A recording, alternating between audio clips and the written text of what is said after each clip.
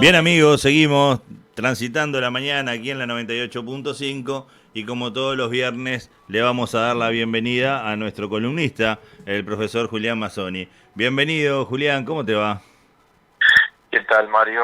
Un gusto, como siempre. Hoy por vía telefónica nuevamente, aunque estoy acá en el pueblo, pero no pude ir hasta los estudios ahí. No hay ningún Pero problema, la tecnología nos respalda y con eso sí, podemos ir sacando a flote el programa igual, aunque a veces la presencialidad en un montón de aspectos, como por ejemplo en el eh, estudio de radio, hace la diferencia. Pero es bienvenido, mucho más lindo, sí. Es más, bienvenido Julián. no, te cuento lo que pasó. En realidad, trabajando mucho para lograr agendarme para vacunarme, cosa Mu- que logré al final, pero Mucho es un F5, tema, ¿no? mucho ¿Eh? F5 en la página web. Está todo el mundo con el refrescar hasta que daba la opción. Bueno, sí, pero no sé, yo soy medio abombado para esas cosas, pero al final logré, sobre todo para mi madre, que era la que Claro, tenía más preocupado, sí, porque sí. a partir de anoche ya habilitaron para los mayores de 80, y bueno, intenté anoche, no pude, hoy de mañana temprano más o menos resolví el de ella, y después el mío y el de mi señora estábamos ahí, que al final este pudimos hacer el mío y el de ella no. Está Claro, realmente complicado. sí, Pero sí. ahora escuché que van a cambiar un poco la página y esta noche Ujú. parece que va a estar más fácil, según andan diciendo. Sí, Pero esto, en Twitter el ministro de Salud Pública anunció que iban a tratar de ordenar y que tuviéramos un poquito de paciencia y que se iba a abrir está bien, la brecha Mario, ahora, ¿no? esto primero para asegurar, me parece, desde, por lo menos desde mi actuación y la de muchos compañeros, la necesidad de que la gente se vacune. Claro, Más claro, allá de las dudas que pueda haber y todo lo demás, es fundamental. sin duda. Eso no hay vuelta. Y también un poco para salir al cruce de aquellos que dicen que siempre estamos para meter palos en la rueda, Mm, y no es así. ni hablar. En realidad, en todo lo que la oposición, sobre el Frente Amplio, ha podido colaborar con los aspectos sanitarios, lo ha hecho.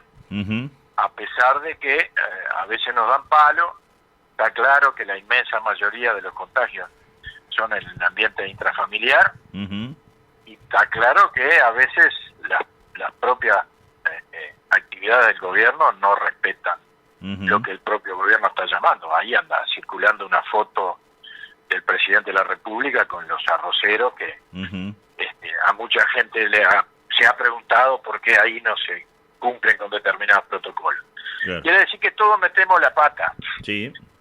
a veces, ¿está? Ujú, Entonces, vamos a tratar de hacer un esfuerzo entre todos, y yo insisto que creo que en todos los últimos programas hemos insistido en la necesidad de que cuanto más ciudadanos se vacunen, mejor es para todos nosotros, ¿verdad? sí. Así que bueno, uno además tiene que predicar un poco con el ejemplo. Yo me dio mucho trabajo poder anotarme, pero ya estoy, y bueno, voy a pasar por el estadio municipal, no a levantar centro desde la punta derecha como supe hacer en algún tiempo, pero a vacunarme esta vez. Bueno, viste que también en la cuestión esa no popular, ¿no? Al estadio a que te vacunen, es como que uno va a Bueno, ganar, al estadio va a ganar. bueno, en esta ocasión vamos contentos a ser vacunados en el estadio. Es una cosa importante. Está Bueno, bien. y después Mario, el comentario en realidad, el famoso asunto de la montaña parió un ratón, la reunión del Consejo de Ministros y todo Ujú, eso, en realidad decepcionó a todo ujú, no sé si a todo el mundo, pero a una inmensa parte de la ciudadanía que esperaban medidas más profundas. Y cuando decimos una inmensa parte, obviamente el Frente Amplio hace tiempo que viene planteando tomar otras medidas y particularmente apoyar con más enjundia a la gente que tiene más dificultades para quedarse en la casa, porque es la gente que tiene que salir todos los días a claro. ganarse el pan. Sí, sí. Esa no tiene ningún apoyo. Ahora, las críticas no son solo del Frente Amplio, Ujú, también del ámbito de la coalición, del Partido Colorado y de Cabildo Abierto. Entonces, yo creo que hay que poner más oreja. Ayer casi 1.700 contagios. Nos hemos transformado en el país del continente que tiene más contagios cada 100.000 habitantes. Uh-huh. Entonces, nos preocupa mucho la situación y bueno, por supuesto que siempre estamos, insisto, para colaborar en las medidas sanitarias, pero también para criticar las socioeconómicas que son absolutamente insuficientes y que reflejan una cosa que siempre se ha criticado y es a nosotros, ¿no? De que ideologizamos todo. Bueno, el gobierno también ideologiza todo porque en última instancia las soluciones que tiene están teñidas por su concepción neoliberal de derecha, en el cual el tema es sálvese quien pueda y que sobrevivan los más aptos. Uh-huh. Parece que es sí, claro en ese sentido, y todo el mundo tiene claro además que estamos primero en nivel de contagio en el continente y último en nivel de apoyo socioeconómico. Eso lo ha dicho la CEPAL, uh-huh. Y ese es un problema importante porque no hay forma de combatir la pandemia si no le podés de alguna manera garantizar a la gente que se pueda quedar en la casa y más o menos ir sobreviviendo, porque la situación es muy dura para la gente. Aparte de esa libertad responsable y después el romanticismo y le vamos a cortar las alas a quien sale a ganarse el pan porque no tiene otra cosa. Por favor, no, eso es decir, esa actitud de que cuando las cosas salen bien somos nosotros que las hicimos y cuando salen mal la culpa la tienen otros. Yo creo que eso lentamente está apareciendo. Esperemos que pueda cambiar, pero se ve difícil, ¿no? Se ve difícil para que eso pueda cambiar. Y por lo tanto, el primer comentario es en ese sentido. Uh-huh. Insistir en que las medidas sanitarias se tienen que cumplir, que haga un esfuerzo la población por vacunarse. Es cierto que en la historia de la humanidad es la vez que se han producido más rápido las vacunas, uh-huh. Sí. Y eso puede tener, digamos, alguna cuestión, pero por ahora están bastante probadas, se hizo rápido porque hay un nivel altísimo de organización de la ciencia en la producción y bueno, por suerte podemos salir, y en eso siempre sacándole el sombrero a Cuba socialista que uh-huh.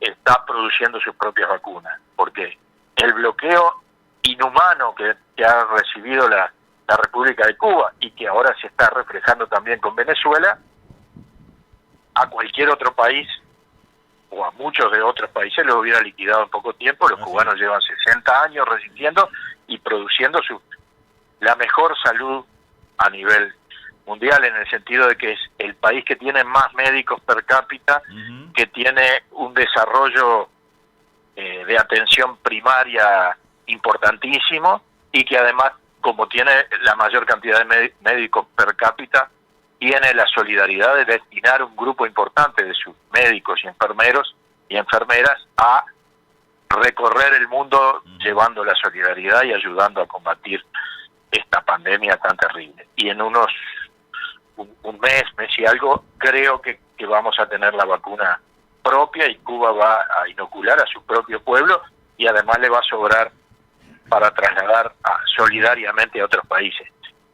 Esto siempre decimos, cómo desnuda el capitalismo y la imposibilidad de que sea una salida para la humanidad esto, claro. Que salieron las vacunas, se acapararon, el que paga más puede tener más, el que tiene mayor poder adquisitivo puede acceder a evitar el contagio y otros países pobres o gente pobre no lo puede hacer. Y después que no me ponga arriba de la mesa que el tema no es ideológico. Cuando laboratorios importantes destinan, sí, millones de dólares en investigación, pero también han recibido unos apoyos estatales gigantescos uh-huh. para poder hacer más.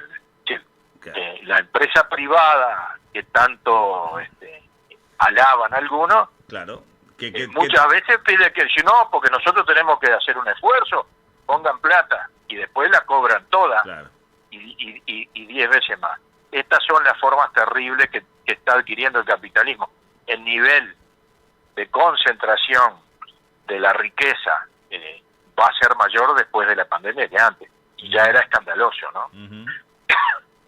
El 1% de la humanidad concentra el poder adquisitivo de más de la mitad. Esto es brutal es inadmisible y bueno, hay que buscar los mecanismos para superarlo. Hablando de esto, y ya metemos otro tema, el fin de semana pasado hubo reunión del Comité Central del Partido Comunista.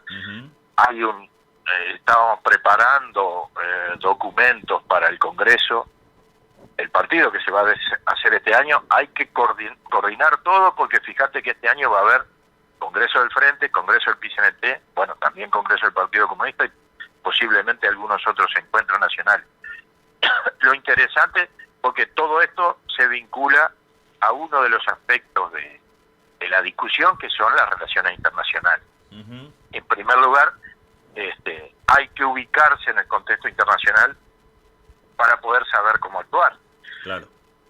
En ese contexto hemos constatado lo que todo el mundo sabe: el mundo unipolar que emergió de la caída de la Unión Soviética y del muro de Berlín, ha dado lugar a un mundo multipolar, y particularmente con una presencia muy fuerte de los chinos y de Rusia. Lamentablemente, la evolución negativa de la situación política de Brasil y de Sudáfrica ha impedido que el viejo proyecto llamado los BRICS, que era junto con Brasil, Sudáfrica, la India, Rusia y China, que generaban un polo importante para ayudar al desarrollo y a la independencia de la mayoría de los países, bueno, en parte se cayó, pero sigue en pie el acuerdo chino-ruso, y se ha incorporado Irán, que es una potencia importante, más allá de las dificultades que tiene,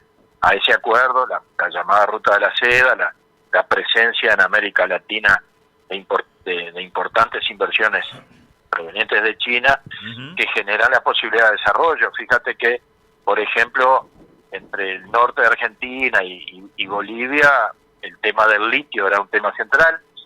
Hay un acuerdo con China que se está reflotando, que ya estaba previsto en el gobierno de Evo Morales, que fue derrocado por un golpe de Estado, y que por suerte los bolivianos recuperaron. Ahí hay prevista una gran inversión que incluso puede generar que los automóviles eléctricos se empiecen a fabricar en Bolivia y también en Argentina.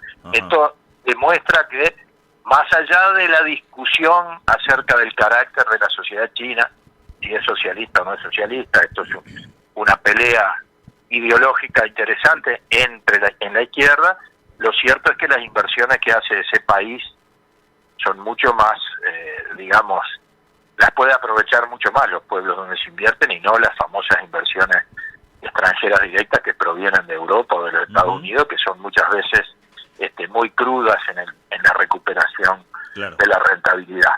Entonces, eso en el plano internacional, nuestra solidaridad con Cuba, con todos los países que están luchando por superar la terrible situación que tenemos en América Latina, obviamente agravada por la pandemia, pero no es porque haya pandemia que hay las desigualdades más grandes del mundo establecidas en el continente latinoamericano. Y en ese contexto, incorporar, estoy hablando del documento que saldrá para la discusión de las tesis, que todavía no está plenamente terminado, en ese contexto incorporar a Uruguay en esa lucha por la independencia nacional, en contra de la explotación, y en ese contexto establecer que la batalla principal que tenemos contra el proyecto neoliberal restaurador en este momento es la recolección de firmas. Claro.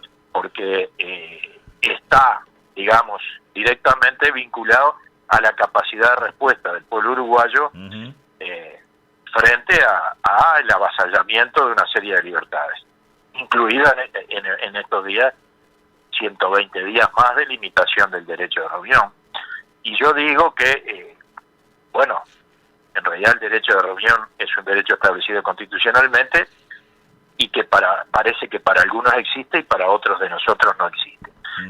Dice, hay que cuidarse, yo no digo que no, pero algunos se reúnen y salen en la prensa bárbaro, y otros, si hacemos una reunión, nos tiran misiles porque resulta que estamos generando contagio. No es tan así de ninguna de las dos formas, digamos. Este tema, entonces, se va a dificultar la recolección de firmas porque ha recrudecido la pandemia. Anoche informaron que casi 1.700 uruguayos contrajeron la enfermedad, pero nosotros tenemos que seguir trabajando duramente en este proceso. En la cifra que difundieron el jueves pasado, ayer, es una cifra buena, pero todavía no nos da ninguna tranquilidad. Falta mucho todavía, ¿no? Falta Es un tercio. 400.000 y pico de firmas. Claro, es casi un tercio o poco más de un tercio de lo que se necesita. Seguro, pero tenemos por delante una limitación al derecho de reunión, una posibilidad de que los ciudadanos se aíslen más, porque la situación está compleja y porque todos sabemos que nosotros insistimos en la vacunación, pero todos sabemos que hay que dejar pasar las 2 dosis todavía un tiempo para que se note la inmunidad. Entonces vamos a tener dificultades. En ese contexto nosotros creemos que hay que salir a buscar la firma. Ya el proceso inicial, que fue muy bueno, de recolección en las mesas, ya ha dado sus frutos importantes, pero es el primer escalón, digamos, de la gente que estaba con más convicción de que eso es así. El segundo escalón es ahora la entrevista personal, con todos los cuidados que corresponde, salir a ver a la gente. Nosotros decimos, en primer lugar, a los Frente Amplistas. ¿Por qué? Lo digo como militante Frente Amplista. ¿Por qué? Bueno, porque el Frente Amplio sacó 900 y pico mil votos y ahí está la cantera principal de los 700.000, ¿no?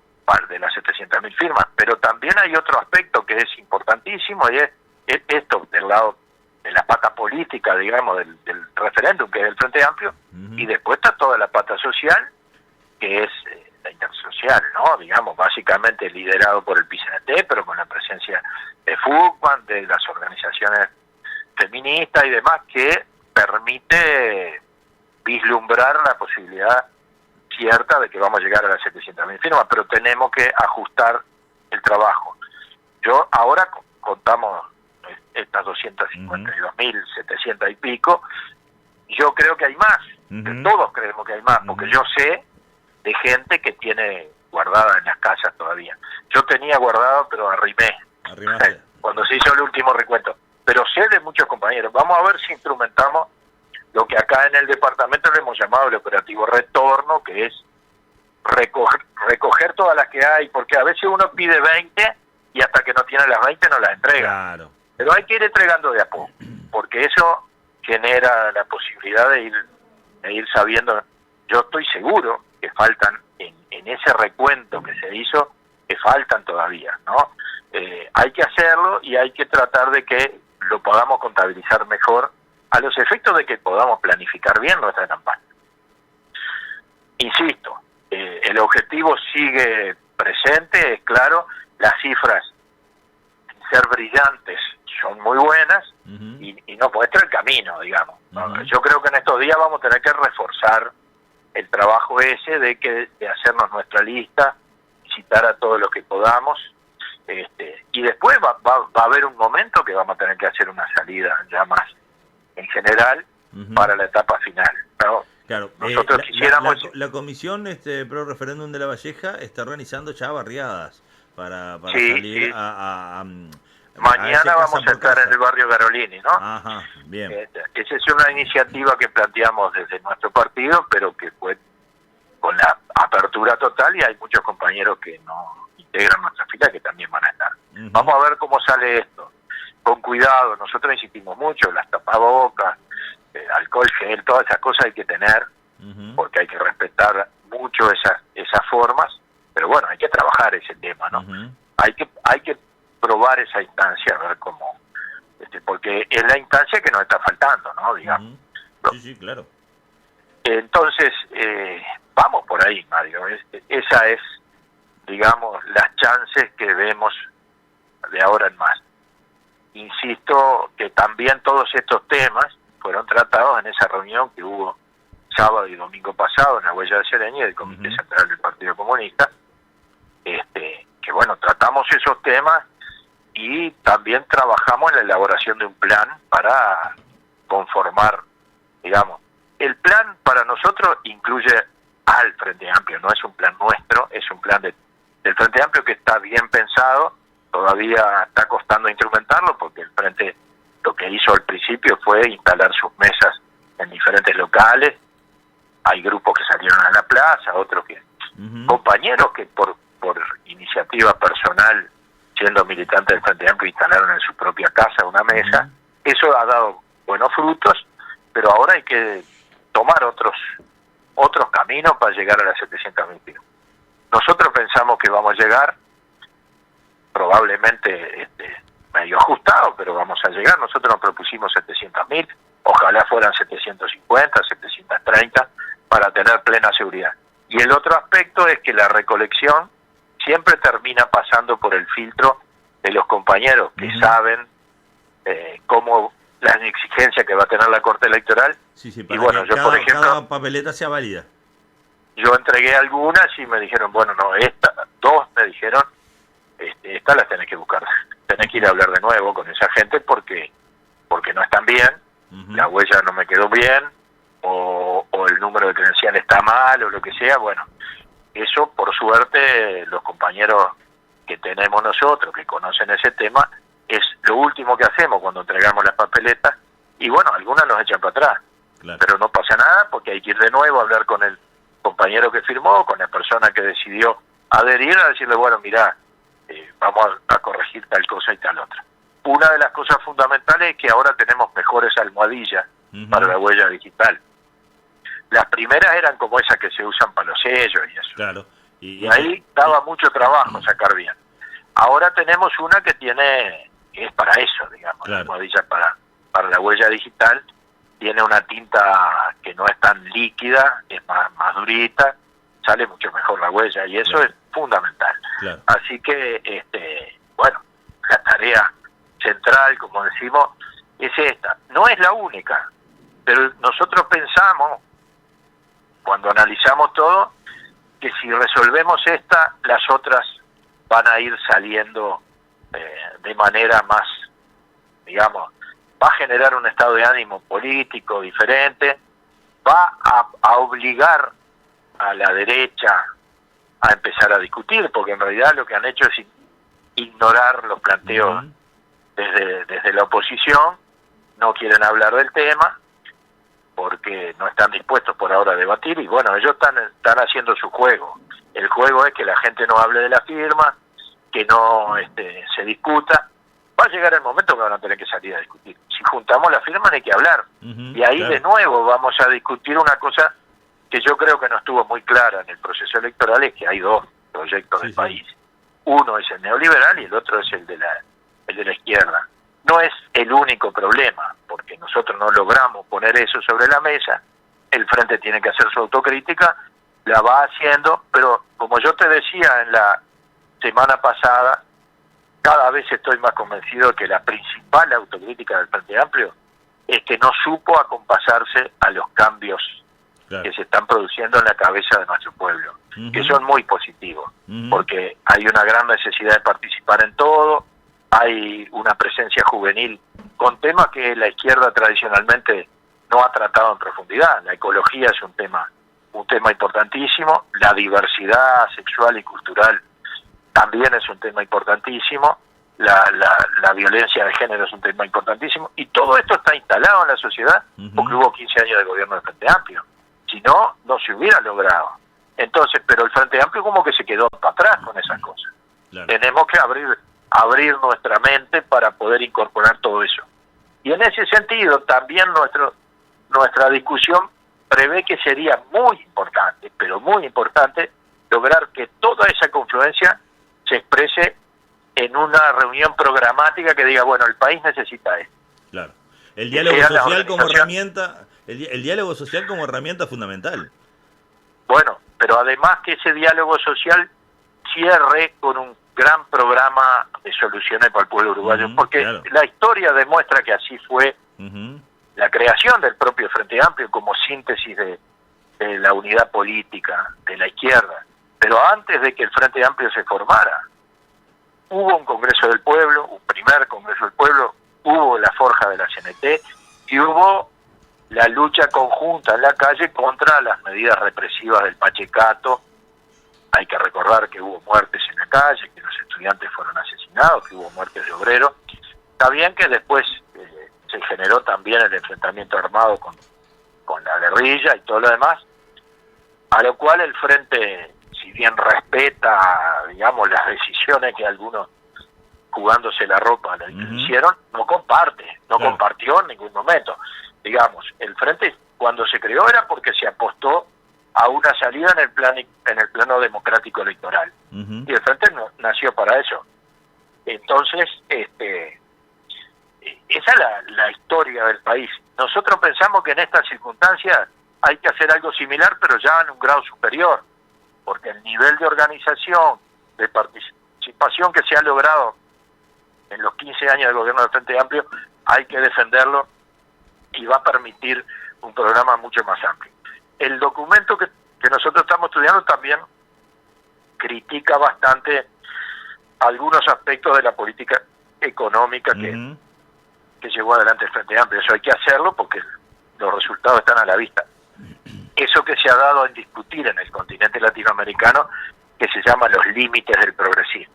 Hay que pasar de lo que fue el progresismo, que fue muy importante, que permitió avanzar, a una perspectiva profundamente antiimperialista, que en realidad el progresismo en algunos aspectos la tenía, pero muchas veces no fue consecuentemente antiimperialista, y bueno, y profundizar en los cambios de política económica que efectivamente vayan modificando quiénes son los que tienen el peso y el poder en la sociedad. Eso es un tema importantísimo y hay que empezar a pensar, si hablamos de los límites del progresismo, hay que empezar a pensar que hay que reconstruir todo lo que el progresismo hizo, pero además avanzar mucho más. Y eso es la tarea que nosotros vemos que tendría que tener el Frente Amplio, que tiene que tener el movimiento sindical y todo el movimiento social en el país, que en algunas cosas fue mucho más allá de lo que el propio gobierno del Frente Amplio pensaba o quería hacer. Así que fíjate qué discusión tuvimos el fin de semana pasado con todos estos temas y bueno, y hay que salir a poner en práctica, porque como marxista que soy, adhiero plenamente a la 11ª tesis de Marx sobre Feuerbach, que dice: no alcanza con interpretar el mundo, porque ahora te lo estoy interpretando, hay que transformarlo. Y eso es una concepción de el conocimiento, también de una teoría del conocimiento. En la medida que uno conoce, tiene que contribuir a la transformación. La propia desarrollo de la historia de la ciencia lo está demostrando, porque está cada vez más comprobado que la experimentación científica también modifica la realidad, aunque se pretende una gran objetividad y todo lo demás. Bueno, particularmente en ciencias sociales, pero también en la física. En la física, sobre todo, está plenamente demostrado que la presencia del observador modifica lo observado. Pero yo no quisiera entrar en esta polémica filosófica porque no es el lugar. Capaz que tenemos que consultar a algún especialista en la materia, pero en última instancia, uno, en la medida que está tratando de transformar, está profundizando su conocimiento y viceversa. Hay que conocer, porque si no, no podés avanzar en la transformación.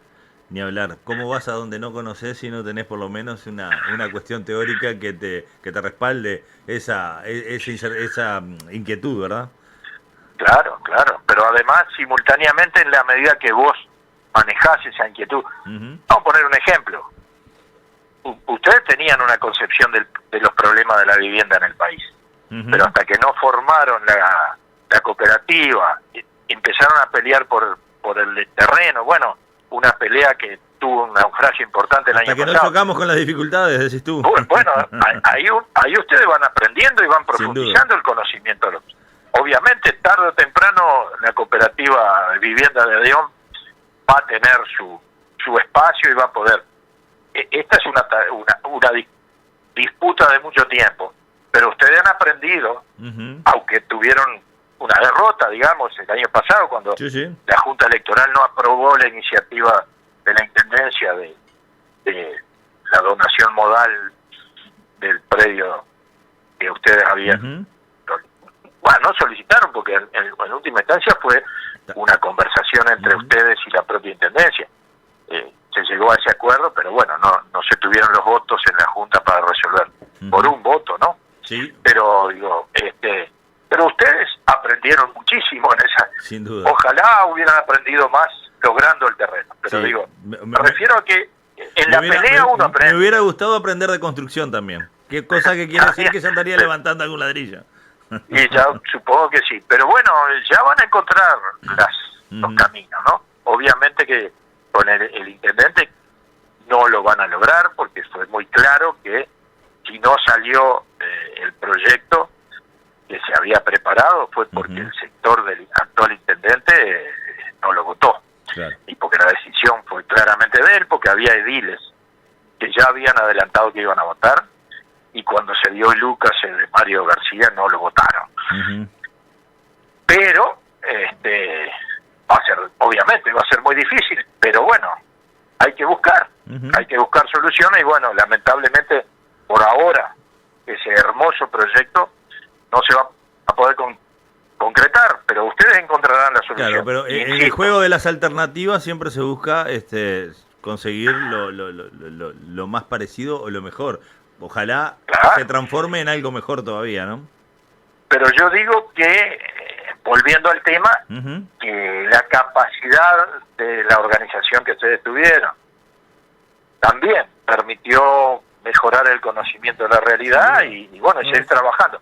Sin lugar a dudas. Porque ustedes modificaron la realidad de alguna manera. Es un muy buen ejemplo que pusiste, sí, tal cual.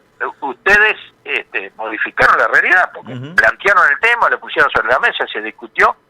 Bueno, la realidad política indicó otra cosa de la que esperábamos muchos de nosotros.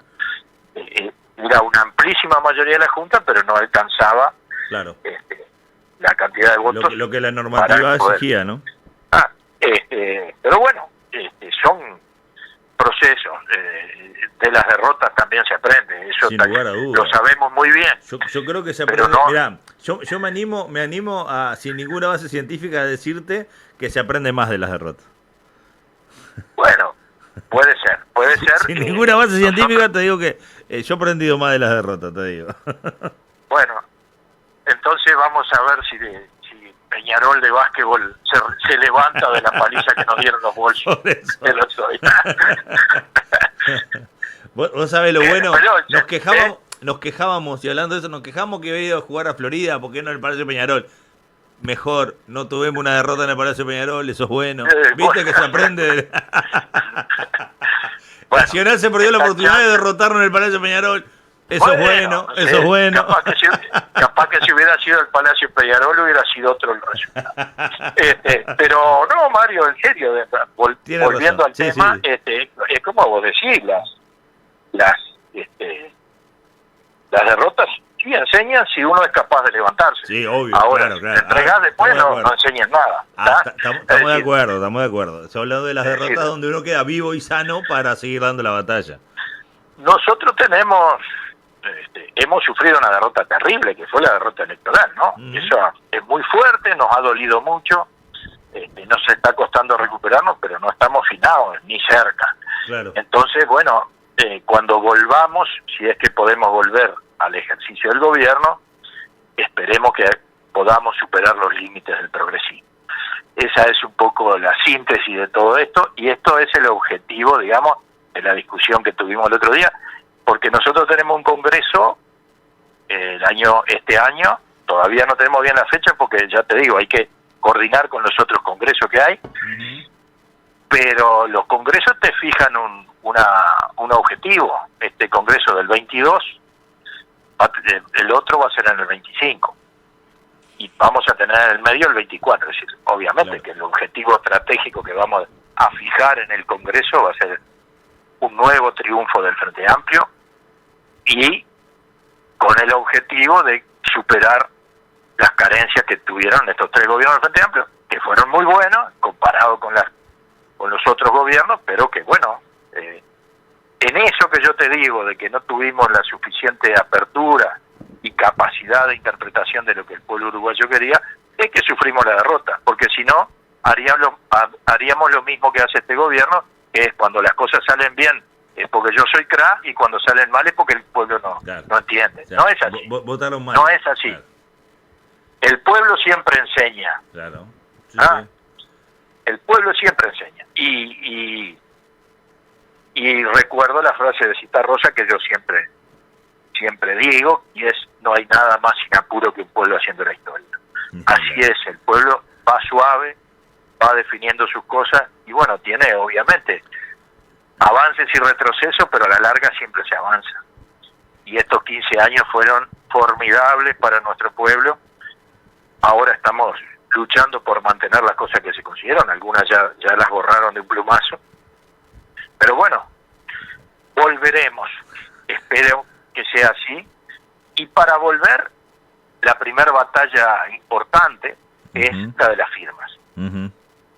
Eso es lo que tenemos hoy como tema central, utilizando una frase de Vladimir Ilich Ulyanov Lenin: hay que encontrar el eslabón que permite tirar toda la cadena para que se pueda avanzar. Bueno, el eslabón es la de Lenin es la junta de firmas. Así que vamos arriba.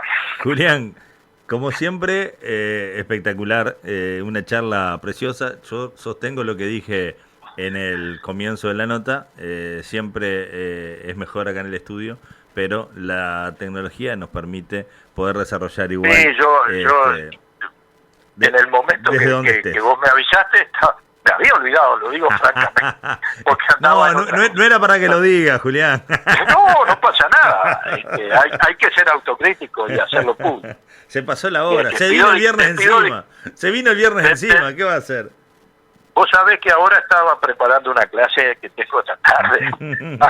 Viste que la cabeza anda en varias cosas. Claro. Yo te agradezco la llamada porque ya me había pasado francamente. Tengo la cabeza hecha un bombo, pero sí, bueno. Sí. Bueno, planifique, profe, planifique tranquilo. Nos vemos el viernes que viene. Abrazo grande para todos. Que pase muy bien. Chau, chau.